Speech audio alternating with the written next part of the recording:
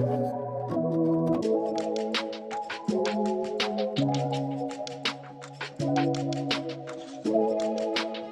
sait très bien que je la filme, d'ailleurs elle est en train de sourire mais...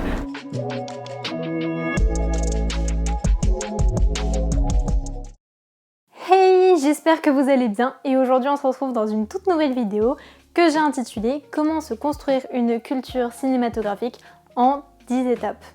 Si vous aimez le cinéma ou les séries et que vous souhaitez approfondir vos connaissances mais que vous savez pas trop comment, cette vidéo s'adresse à vous. Il faut savoir que moi j'adore le cinéma depuis toute petite parce que mes parents sont de grands cinéphiles, donc j'adore ça. Je fais moi-même des études dans l'audiovisuel, donc un BTS montage pour ceux qui ne le saviez pas.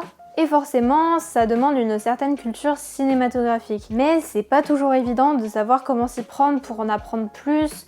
Enfin, on a beau regarder des films et des séries, ça va pas forcément développer notre culture cinématographique.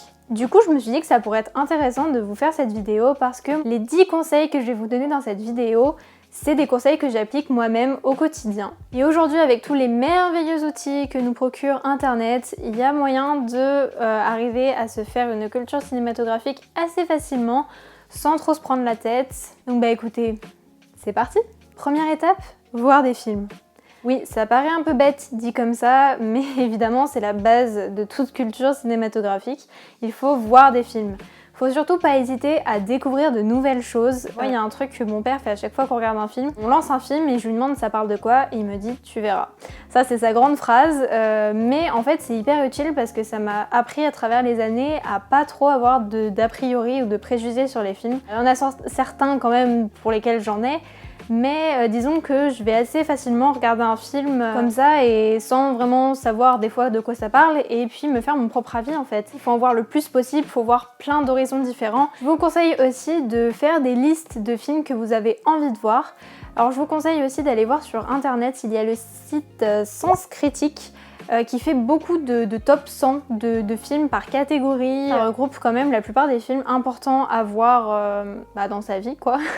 Et alors vous laissez pas du tout impressionner par tous ces gens qui disent « Oh mais t'as pas vu ça, c'est un classique ». Mais il y a tellement de classiques dans le monde que même moi j'en ai même pas vu la moitié. Deuxième étape, lire des livres sur le cinéma. Alors lire des livres ça peut être un peu fastidieux pour certaines personnes qui n'aiment pas lire, mais les livres sur le cinéma ça reste quand même les endroits où on peut retrouver le plus d'informations sur les courants cinématographiques, sur toute l'histoire du cinéma en fait. C'est surtout dans les livres qu'on va pouvoir retrouver tous ces détails là. Parce que même si sur internet on arrive quand même à trouver des petites bribes d'histoire du cinéma, ça sera jamais aussi complet qu'un livre. Alors même moi des fois j'ai du mal à lire parce que c'est des livres, des gros pavés où il y a beaucoup d'informations dedans, mais je pense que pour certaines choses ça vaut le coup. Et pas forcément les lire en entier, juste lire des petits passages qui vous intéressent et retenir quelques infos. Du coup moi j'ai surtout 2 livres à vous présenter que j'ai chez moi. Donc premièrement il y a celui-ci que j'avais eu pour Noël il y a quelques années. La Lande, on adore. Alors c'est classé chronologiquement et donc il y a en fait un peu tous les courants du cinéma, toutes les choses importantes. Il y a aussi des dates et à la fin ce qui est hyper intéressant dans ce livre je trouve, c'est que donc il y a un glossaire avec tous les termes cinématographiques, la filmographie par réalisateur, il y a aussi par acteur il me semble, et il y a aussi tous les prix des festivals de Cannes. Et le deuxième que j'ai acheté récemment c'est La face cachée d'Hollywood. C'est dans ce livre que j'ai trouvé tous les scandales d'Hollywood dont je vous ai parlé dans une ancienne vidéo, donc je vous la mets dans le petit i pour que vous puissiez aller la regarder si ça vous intéresse. Il y a franchement des infos assez croustillantes sur Hollywood dedans, un peu de tout dedans. J'avais acheté d'occasion, je pense qu'il devait être dans une bibliothèque ou un truc comme ça. Sur certains sites vous pouvez les trouver pas très chers. Alors celui-là il est assez récent donc je pense qu'il est quand même un petit peu plus cher, mais celui-là je l'avais trouvé d'occasion donc il était moins cher. Troisième étape, jouer à des jeux sur le cinéma. Un truc auquel on ne pense pas assez, je trouve, c'est jouer à des jeux sur le cinéma. Il en existe plein, c'est surtout des jeux de questions, mais il y a aussi des jeux de plateau comme par exemple le Trivial Pursuit qui est très connu. Le Trivial Pursuit, il faut savoir qu'il se décline dans plein de versions différentes et une fois que vous avez acheté le plateau, vous pouvez acheter juste des petits packs où il y a juste les cartes. Et même d'ailleurs le Trivial Pursuit, vous pouvez jouer sans le plateau. En fait, il y en a plein et c'est déclinable à l'infini. Moi j'en ai un sur Friends aussi, parce que Friends c'est ma série préférée ever. Les jeux de cinéma, je trouve ça hyper ludique de jouer en famille ou avec des amis des fois de temps en temps.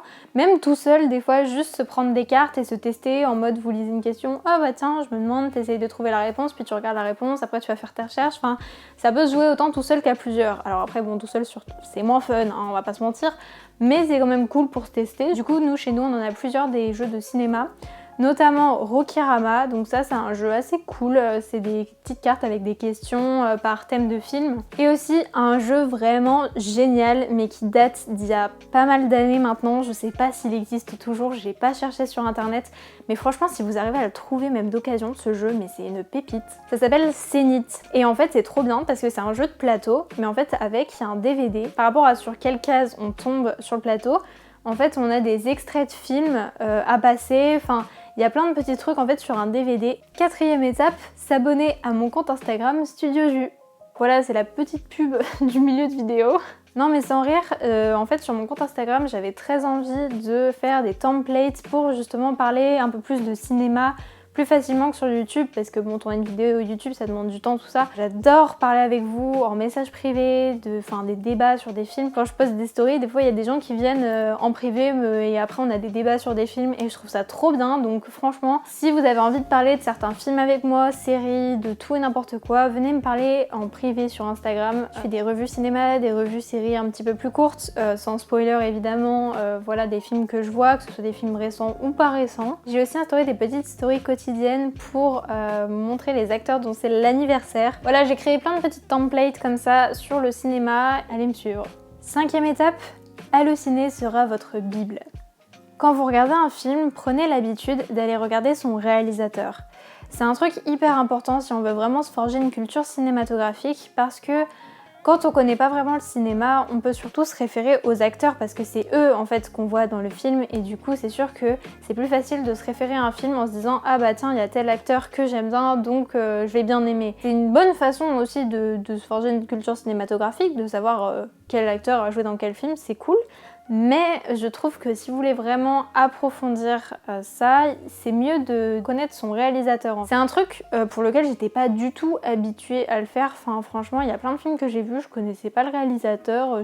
Mon père me parlait d'un réalisateur, j'étais là oui bon, je sais pas qui c'est. Sur Allociné, il y a plein de renseignements. Vous pouvez chercher par réalisateur-réalisatrice, par acteur-actrice, par film. Et en fait à chaque fois il y a la filmographie de chacun.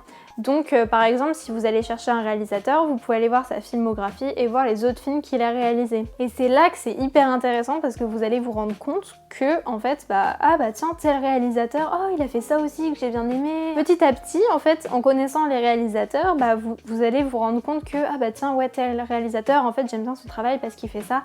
Et ça va venir naturellement en fait. Sur Allociné, il y a aussi un autre onglet qui est assez cool pour les films. Il y a des secrets de tournage. Quand vous cherchez un film, si vous descendez, il y a plusieurs catégories. Et il y a une catégorie secrets de tournage où il y a quelques petites anecdotes sur le tournage. Je vous avoue qu'Allociné, moi c'est vraiment ma bible pour le coup, parce que voilà, dès que j'ai un réalisateur à aller chercher, dès que je vois un acteur dans un film que je reconnais mais je me souviens plus dans quoi il a joué ou je me souviens plus de son nom, je vais regarder sur Allociné. Donc voilà, déjà si vous prenez l'habitude à chaque fois que vous regardez un film d'aller regarder qui a joué dedans, retenir les noms des acteurs, du réalisateur, rien que ça va vous faire progresser super vite sans que vous vous en rendiez compte. 6e étape, regardez des vidéos YouTube. YouTube, ça peut être une grande distraction comme ça peut être un merveilleux outil. Je regarde pas énormément de youtubeurs qui font des vidéos sur le cinéma parce que il y en a pas tant que ça en soi, et enfin moi il y en a que quelques-uns que j'aime bien, mais du coup je vais vous partager ceux que j'aime. Pour ce qui est des chaînes françaises, il y a Tales from the Click. Alors ce mec il est génial. Franchement ces vidéos elles sont trop bien, il fait des tabs, donc c'est des vidéos sur des acteurs en particulier, et en fait il raconte toute la vie de l'acteur, comment il en est arrivé là, et je trouve ça trop intéressant. Il y a plein d'anecdotes trop bien sur des acteurs que vous imaginez même pas, enfin genre il y a des trucs, c'est des trucs de ouf, et j'aime vraiment beaucoup trop le concept, enfin il est trop bien, donc vraiment je vous conseille vraiment d'aller voir ces vidéos. Sinon il y a aussi les vidéos de Sofiane. Sofiane, je sais pas si vous le connaissez, mais en ce moment il fait beaucoup de tournois d'acteurs, de chanteurs, de plein de trucs. Et en fait à la base il faisait des vidéos sur le cinéma, donc il y en a quelques-unes sur sa chaîne. Il y a notamment une vidéo où il va à Paris dans les décors de films qui sont passés à Paris, donc dans des cafés dans lesquels ont été tournés des films connus, tout ça. J'avais beaucoup aimé cette vidéo, sinon il fait aussi des doublages de films, enfin ça me fait trop rire ce genre de vidéo.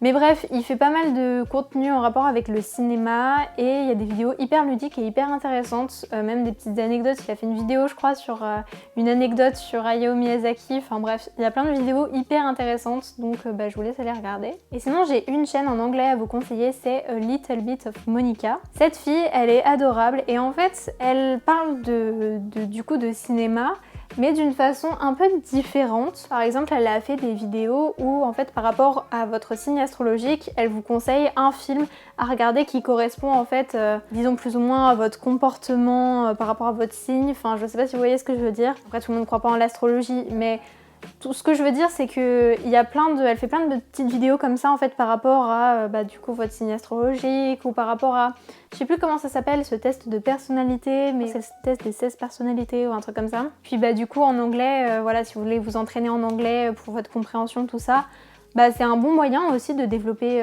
votre anglais en même temps que votre culture cinématographique. Et sinon, vous pouvez aussi aller regarder mes anciennes vidéos. Donc moi, je fais des ciné-jus sur des films qui sortent en salle. En ce moment, malheureusement, les ciné-jeux sont un peu en pause puisque les cinémas sont fermés. Mais voilà, j'ai fait d'anciennes vidéos sur des films où je vous conseille des films, où je critique des films. Donc si vous voulez aller regarder, jetez un œil à ma chaîne. 7e étape, écoutez des podcasts. L'avantage des podcasts, c'est que vous pouvez les écouter n'importe où et n'importe quand, que ce soit dans le bus, dans le métro, dans la rue, quand vous préparez le matin. Enfin, il y a plein de possibilités. Il y en a deux que j'aime bien de podcasts sur le cinéma. D'abord, il y a We Love TFTC de We Love Cinéma. Justement, ce podcast, il est avec le mec de Tales from the Click, dont je vous parlais tout à l'heure. Alors, c'est des podcasts assez longs qui durent plus d'1 heure. Ça peut être très long à écouter, mais vous pouvez les écouter par morceaux. Et en fait, ils reviennent sur des films avec à chaque fois des nouveaux invités. Des fois ça part un peu dans tous les sens, mais je trouve que c'est intéressant parce que du coup ça parle de petites anecdotes d'un film et puis ça part sur d'autres sujets. Franchement c'est assez cool à écouter. Et sinon récemment j'ai découvert Journal de cinéma, donc là pour le coup c'est des podcasts plus courts qui parlent de films en fait en particulier et pareil c'est intéressant quoi. Étape numéro 8, suivre des comptes Instagram sur le cinéma. Parce qu'aujourd'hui on peut vite se perdre sur Instagram et ça peut nous prendre beaucoup de temps, moi la première malheureusement, mais il y a quand même des comptes qui sont assez intéressants à suivre, notamment sur le cinéma. Du coup moi je suis plusieurs comptes Instagram sur le cinéma, il y en a un sur les edits de films. Ce compte je l'aime trop parce que en fait j'adore regarder des edits de films, dans le sens où c'est des petites vidéos très très courtes de moments de films ou sur des acteurs, des moments qui passent hyper vite et en fait j'aime trop le concept, moi qui adore le montage, c'est un truc, c'est le genre de vidéo que j'adore regarder et puis ça prend 2 secondes. Sinon il y a un autre compte Instagram que j'ai découvert qui poste des photos et des vidéos sur le vieux Hollywood, sur les anciennes stars d'Hollywood. Il y a aussi bien des photos de stars plus ou moins connues, que de petites vidéos. Et moi j'aime bien parce que ça fait découvrir d'anciens visages d'Hollywood. Et puis je trouve ça cool d'avoir dans son feed tout d'un coup, hop, un petit passage d'une comédie musicale. Et puis là on s'arrête pour regarder. Enfin moi je trouve ça cool. Sinon après il y a des comptes plus classiques comme Allociné à son compte, les cinémas Gaumont Pathé et Netflix. Enfin bref, toutes les plateformes ou tout ça ont leur compte Instagram. Après faut aller regarder, il y en a qui sont moins bien que d'autres. Mais moi personnellement je suis Allociné et Netflix. Netflix parce que comme ça je suis au courant un peu des sorties, puis des fois ils font des trucs un peu ludiques sur leurs films ou leurs séries. Ça permet d'être tenu informé sans forcément avoir à aller vraiment chercher les informations parce qu'en fait ça vous tombe sous le nez dans votre feed. C'est un moyen plus facile d'accéder à l'information je trouve. 9e étape, regarder des séries. On va pas se mentir, les séries c'est devenu hyper important, de plus en plus de gens regardent des séries et même plus que les films. Moi je vous avoue que j'ai plus tendance à regarder des films que des séries. Pourquoi ? Parce que les séries maintenant, les épisodes durent quand même assez longtemps et c'est tout le temps à suivre et du coup je préfère regarder un film plus long et me dire qu'il a un début et une fin plutôt qu'une série que j'ai du mal à continuer. J'ai trop envie de regarder plein de séries qui me donnent trop envie, mais à chaque fois je trouve jamais le temps de les regarder, de les continuer. Mais il y a certaines séries qui sont quand même super intéressantes à regarder, notamment la série Hollywood sur Netflix. Je l'ai adoré, elle est vraiment géniale. Hollywood, c'est une mini-série donc qui parle du Hollywood des années 20, 30, 40. On apprend énormément sur l'industrie cinématographique à l'époque. Il y a plein de petits faits, des faits réels en fait, qu'ils ont incrustés dans la série. C'est par Ryan Murphy qui a fait American Horror Story, Glee et j'en passe. J'adore personnellement sa façon de filmer, ses plans, l'ambiance. En tout cas, super série, je vous la conseille vivement, je la conseille à tout le monde, vraiment il faut avoir vu cette série. 10e étape, regardez des documentaires. Et oui, c'est la partie qu'on oublie souvent, c'est regarder des documentaires. Il en existe beaucoup, mais c'est vrai qu'ils sont pas souvent faciles à trouver. Netflix a quand même pas mal de documentaires, Canal+ a aussi pas mal de documentaires sur le cinéma. Des fois, on a un peu plus de mal à se dire « Oh, je vais regarder un documentaire ». Des fois, ça peut paraître un peu barbant, mais il y en a qui ne le sont pas du tout. Moi, je trouve que si vous avez beaucoup aimé un film ou qu'il y a un acteur ou un réalisateur que vous aimez beaucoup, ça peut être très intéressant de regarder un documentaire sur lui ou sur elle. Ça va vous en apprendre plus sur la personne, sur ses films. Il n'y a rien de mieux en fait pour en apprendre plus sur quelqu'un. Eh bien écoutez, voilà, c'était les 10 étapes pour vous forger une culture cinématographique. J'espère que cette vidéo vous aura plu et vous sera utile. En tout cas, vraiment, je tiens à redire que toutes ces étapes, c'est des choses que moi-même j'applique dans ma vie au quotidien. Et je peux vous dire que ça marche parce que par exemple, regardez les réalisateurs des films que j'aime bien. C'est un truc que je faisais jamais avant et aujourd'hui ça me sert énormément. Aujourd'hui avec tous les outils qu'on a sur internet, il y a vraiment moyen d'arriver à dénicher des petites infos sans forcément trop chercher, sans forcément que ça nous prenne trop de temps. C'est quand même plus facile et plus ludique surtout d'en apprendre plus sur le cinéma aujourd'hui. Donc voilà, que ce soit pour votre culture perso ou parce que vous en avez besoin pour vos études ou pour votre travail, ça peut être très utile. Et bien écoutez, merci d'avoir regardé cette vidéo et on se retrouve très bientôt pour une nouvelle vidéo sur le cinéma. Salut!